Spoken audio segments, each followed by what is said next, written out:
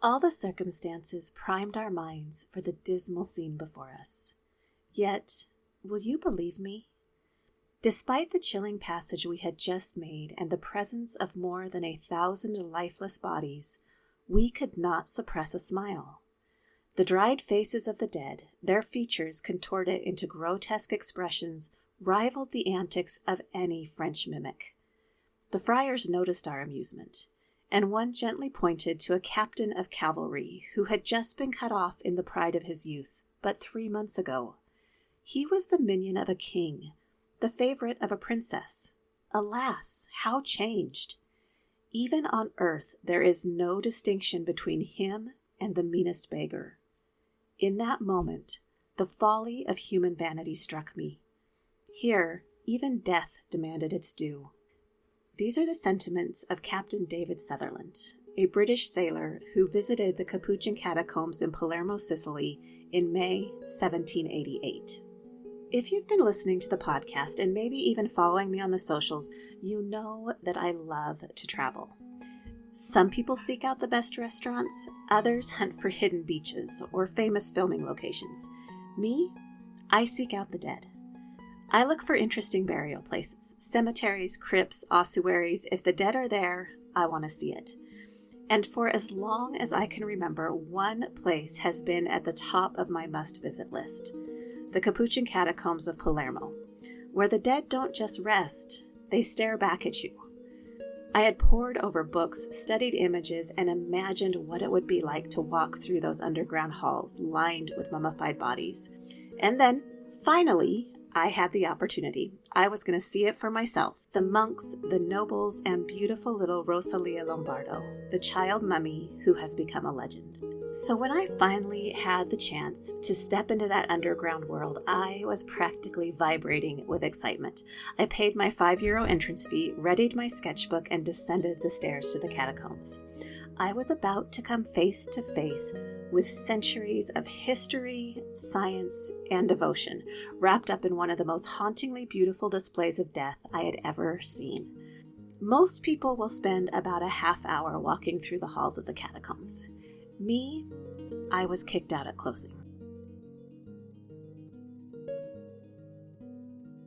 Welcome to Death Becomes Her, the podcast where we discuss death, dying, and grief from a variety of angles. I'm your host, Layla Kelly.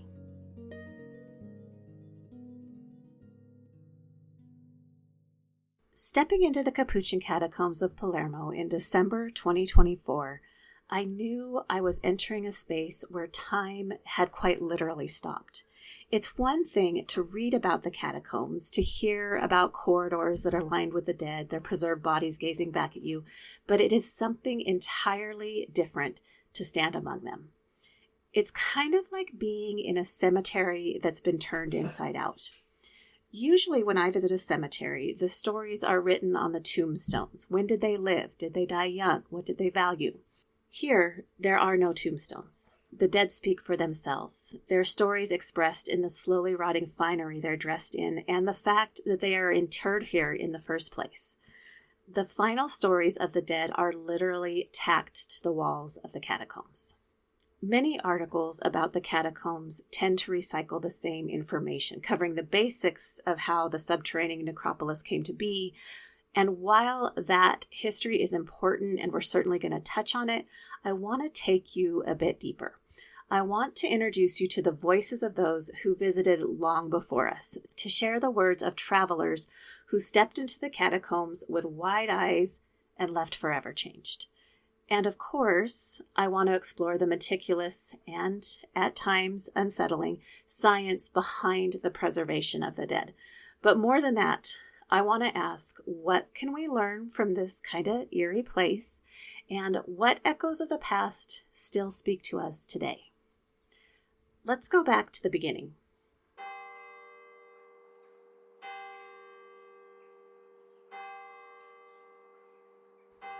The Capuchin Franciscans are a Roman Catholic order of monks. Founded in 1528, the order emphasizes prayer and contemplation. The Capuchin monks' approach to burial was deeply influenced by their spiritual beliefs, which emphasized humility and the transient nature of life, and the hope of resurrection. Initially, they practiced simple interment in communal graves, and that reflected the Franciscan ideals of poverty and the insignificance of individual distinction in death. This method underscored the belief that in death, all are equal, returning to the earth without fanfare. But tradition was about to change. Our story picks up in 1599 when the Capuchin monks faced a problem: what to do with their dead. Their cemetery had become overcrowded, so they dug a new underground chamber to serve as a final resting place. But when they exhumed the bodies of their deceased brothers to move them to the new burial space, they were met with something unexpected. 45 of the corpses had been perfectly and naturally mummified. The monks found their brethren in a state of suspended decay. To the locals, this was not a mere quirk of geology or an example of a microclimate. This was bigger. This was most certainly divine intervention, a sign from heaven. And the Capuchins, deeply mindful of life's impermanence, took it as such. The preserved bodies came to be seen as devotional relics. A decision was made that would set the course for centuries to come. The preserved monks would not be reburied, but displayed as a solemn reminder of mortality. Memento mori. Even though this decision was a diversion from tradition, the monks felt that it still aligned with their belief system. The catacombs would evolve into a place of reflection where the living could confront the reality of death and be reminded of their own mortality. The environment would foster a deep spiritual awareness, urging individuals to lead lives of virtue in preparation for the afterlife. The catacombs would be about more than just interring the dead, but would have a profound spiritual significance, serving as a bridge between the temporal world and the eternal.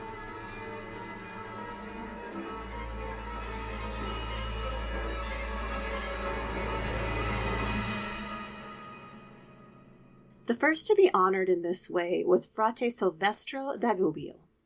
Dressed in his simple brown robes and his head tilted slightly downward as if in eternal contemplation. A simple sign marked the date of his death, 16 October 1599. He was the first, but certainly not the last. From that moment on, the catacombs took on a life of their own. But before I go further, a quick little side note about the robe that Silvestro was wearing. The brown robe and the creamy-colored cord worn by the Capuchins is where we get the word cappuccino. A nice frothy cappuccino bears the same coloring as traditional Capuchin monk attire. But I digress. Back to the monks. What began as a monastic tradition transformed into a sought-after final destination for Palermo's elite. Nobles, professionals, and even young children were laid to rest here, not merely out of religious devotion, but because the catacombs had become the place to be buried. The pious, the glamorous, and the influential, artists, musicians, politicians, surgeons, military men, wealthy families, all vied for a place within the hallowed walls, believing that preservation in the catacombs conferred a status that extended beyond life itself. To be displayed among the monks was not just an overt display of piety, it was a way to remain visible, remembered, and revered. While exact costs of interment in the Capuchin catacombs remain unclear, it was a privilege primarily reserved for the affluent. Wealthy citizens and aristocrats secured their place through generous donations. It covered the mummification process and preparation for eternal display in the underground cemetery. Over time, the catacombs became a prestigious resting place that reflected the social hierarchy of the era. By 1783, the practice had become so popular that individuals detailed in their wills how they wished to be dressed for their eternal display. It was an extension of their identity beyond the grave. Walking through the catacombs, I was struck by the deliberate choices that shaped each person's final presentation. Men stand in velvet suits, cravats carefully tied, some with well-groomed beards, others gripping canes as if they are ready to go on some kind of a stately promenade. Military officers rest in their uniforms, tricorn hats perched proudly atop their skeletal heads. A couple leans against the wall. Their postures are reminiscent of a macabre American Gothic, with their faces frozen in time. Among the children, a girl of about 10 is dressed in a plaid of cobalt, pistachio, and brown with navy details, and a matching cloak draped over her small shoulders. Though her face has long since lost its flesh, her open jaw lends the illusion of a smile. Above her, another child in black and white striped fabric stares out. Her skeletal face is framed by ruffles of black lace, some of which have come loose and dangle beneath her hem like tattered little cobwebs. In a tiny casket, no longer than 4 feet, 2 small girls lay together, their bodies positioned head to foot, one astride the other. One wears a delicate lace bonnet, the other, presumably her sister, adorned with red silk flowers in her hair. High above, a woman gazes downward dressed in chocolate-colored silk. The ruffles on her bonnet, the lace bow at her neck, the tasseled cord cinching her waist, leather gloves, each detail speaks of a life once lived with refinement. Her fine shoes, adorned with bows, contrast sharply with the skeletal remains of another woman nearby, whose tattered clothing has fallen away to reveal the straw that was stuffed around her bones to flesh out her form. The wing of her pelvis juts from the decaying stuffing. She has begun to resemble a scarecrow. In the Virgin Chapel, 4 maidens stand on a shelf, their delicate gowns and bonnets still hinting at the finery they once embodied.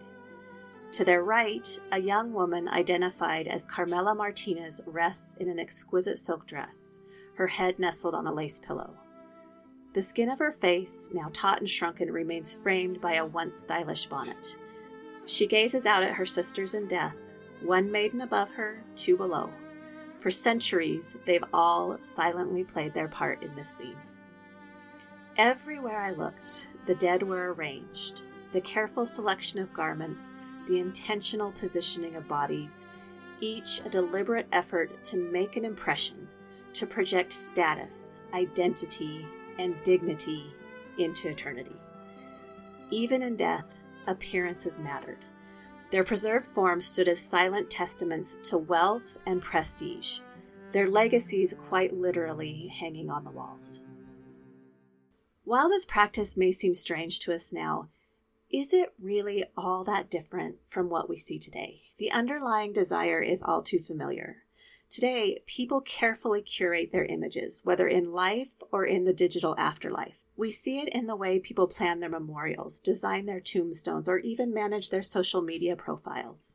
The Capuchin Catacombs are not just a burial site. They are a reflection of something deeply human, the longing for significance, the need to be seen, the desire for a presence that lingers, even after life has ended.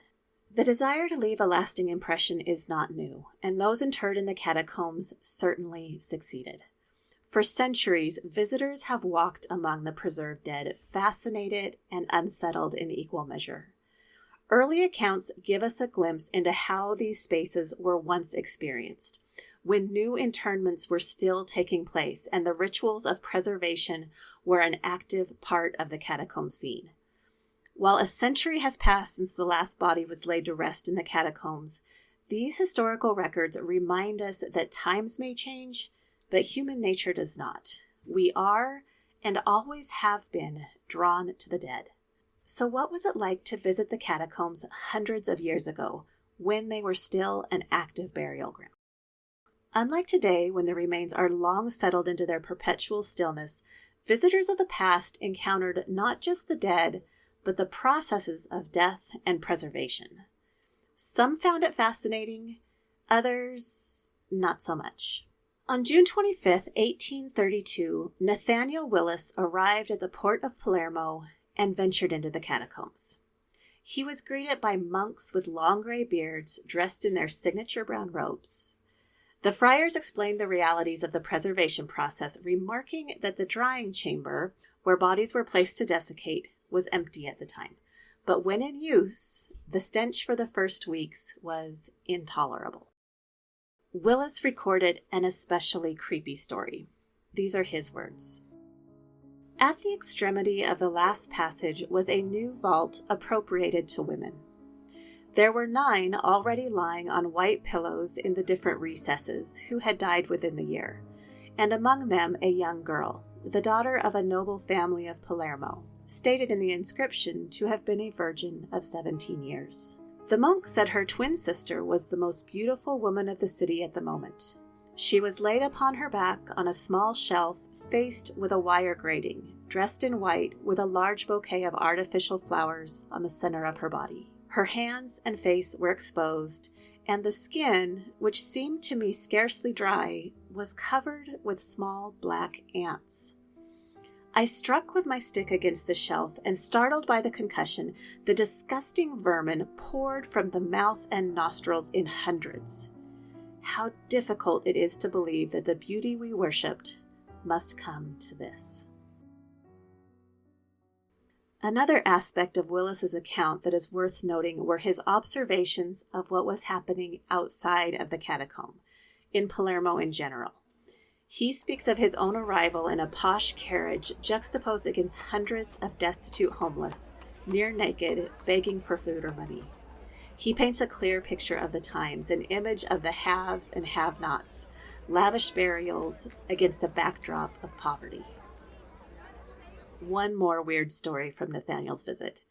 His guide pointed to one of his deceased brethren who still had his tongue intact.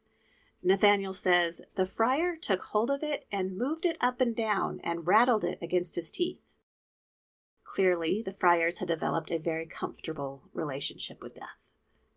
More than a decade later, in 1844, Captain William Henry Smith had a markedly different reaction.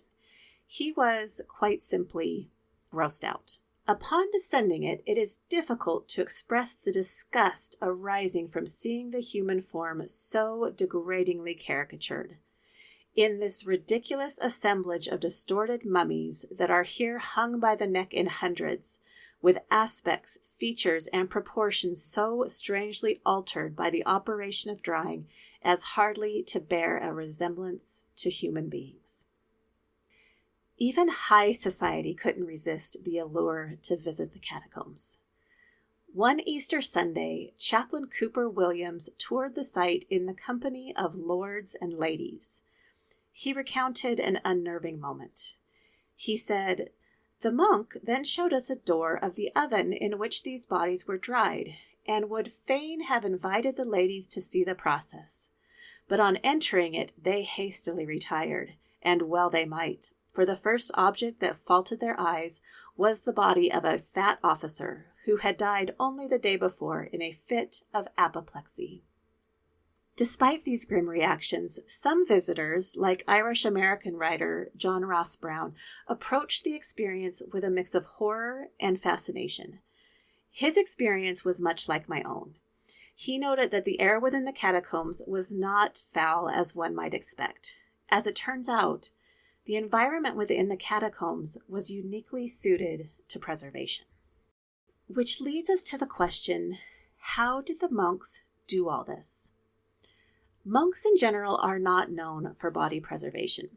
The Capuchin monks developed and refined their methods in response to their own unique circumstances. They combined natural mummification with intentional drying and treatment techniques. The dehydration process took place in the collatoio. This will paint a bit of a gruesome mental picture for you. The word collatoio means drainer, and it's related to our word colander. You likely get the idea. The bodies were laid on the dryer, which was made of either terracotta or wooden pipes that allowed fluids to drain away. Initially, the drying rooms were open, but eventually they were sealed to mitigate the overwhelming stench of decay, a stench that was said to be responsible for the fainting of several women in Palermo. After 8 to 12 months, the bodies were removed, cleaned with vinegar or lime, dressed, and placed into their final niches. Some were stuffed with straw and bay leaves to restore their shape. To enhance preservation, monks dusted the bodies with chalk and arsenic. The dusting further contributed to their ghostly, pale appearance. At times, and depending upon the donations made, ongoing maintenance might occur to improve a lifelike appearance. When it came to infectious disease, different preservation methods were used. For example, during times of plague, Palermo's monks bathed the bodies in arsenic, zinc, and lime. This method actually yielded impressive results, preserving flesh and even hair. As you wander the catacombs, the varying outcomes of the different preservation methods become evident. One of the most famous mummies in the catacombs is Antonio Prestigiacomo. He stands high on the wall, looking down on passers-by. His skin appears remarkably well preserved, with an almost rosy complexion, thanks to the arterial injections of arsenic and mercury that were used in his embalming. But what truly sets him apart are his eyes. A known ladies' man in life, rumored to have died in a duel with a jealous husband, Antonio was determined to maintain his charm even in death. His mummy was fitted with glass eyes, giving him a rather lifelike gaze. Legend has it he wanted to keep an eye on the ladies for all eternity. Antonio died in 1844. 36 years later, in 1880, the catacombs closed for burials, with two exceptions: Giovanni Paterniti in 1911 and Rosalia Lombardo in 1920. We'll talk about her in a bit. Over the years, the catacombs have faced significant challenges. During World War II, the catacombs were damaged when Palermo was bombed. Many mummies were destroyed. On March 30th, 1966, a devastating fire swept through the catacombs, destroying numerous remains and causing substantial loss to the collection. And remember the vermin that Nathaniel Willis so vividly described? My husband made a similar observation. While I was mesmerized by the mummies, he was taking note of countless rat traps placed throughout the corridors. Clearly, there are practical concerns and hurdles to maintaining the dead. Despite centuries of meticulous preservation, the mummies of the Capuchin Catacombs now face a new enemy: humidity. Dr. Albert Zink, head of the Institute for Mummies and the Iceman, has noted that the moisture content in the catacombs has reached 80%, leading to mold formation. Over time, the mummies will deteriorate unless preservation efforts can counteract this environmental shift. This leads us to little Rosalia Lombardo, the so-called Sleeping Beauty of the catacombs. Rosalia's astonishingly well-preserved body has been a major draw for visitors. Of all the souls resting in the Capuchin Catacombs, none capture the imagination quite like little Rosalia. Unlike her catacomb mates, she has a perfect cherubic face. Her tiny, delicate hands placed gently at her sides, soft golden curls still tucked beneath her silk ribbon. If you didn't know better, you might think she was simply sleeping. Born on December 13, 1918, Rosalia was just shy of her second birthday when pneumonia, brought on by the Spanish flu, claimed her life. Her father, Mario Lombardo, was devastated. Unable to bear the thought of losing her completely, he sought out Alfredo Salafia, a Sicilian embalmer and taxidermist with a reputation for preserving bodies so well that they seemed untouched by death. And in Rosalia's case, he truly outdid himself.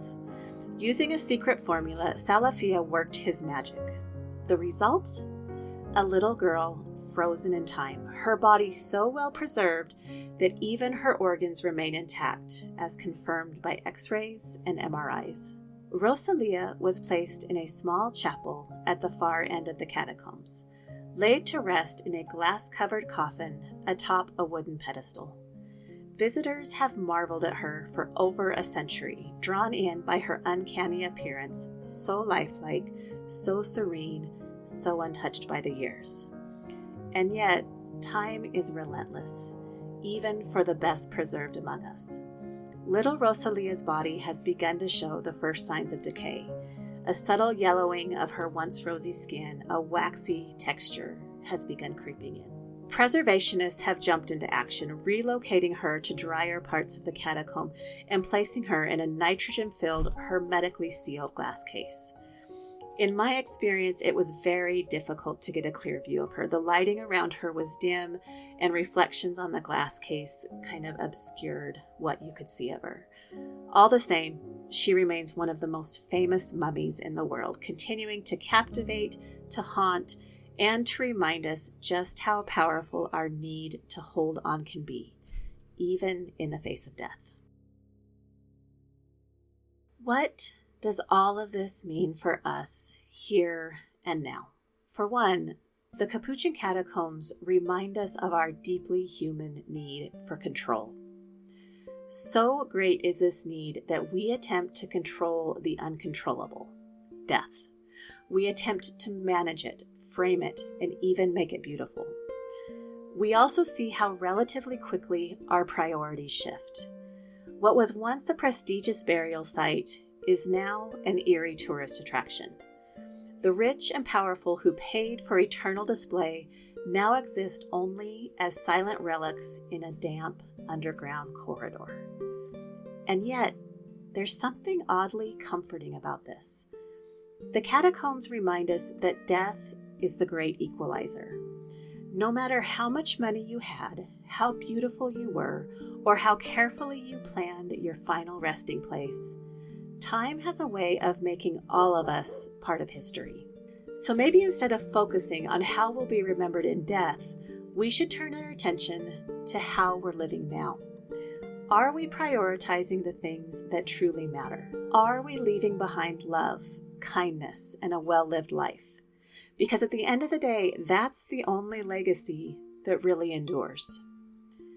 The Capuchin Catacombs stand as one of the most haunting and fascinating testaments to humanity's relationship with death. Walking those dim corridors, locking eyes with the long dead, history presses in. Lives once vibrant, now silent. Loves won and lost. Children who never saw adulthood, yet endure in delicate, time-worn repose. The catacombs are memento mori in its purest form, a stark reminder that we too will die. And if these halls teach us anything, it's that death is not something to be ignored, but acknowledged, understood, even spoken of.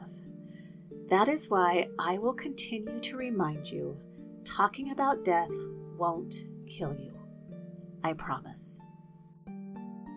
A big thanks to you, the listeners. Thank you, as always, for listening to Death Becomes Her. I love that you share my interest in quirky death stories.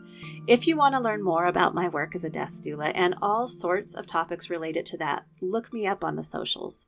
I'm on Instagram as Leaving Well Death Doula, and TikTok, my handle is Death Doula Layla. I'd love to hear from you. You can also check out my website, www.leavingwellmt.com.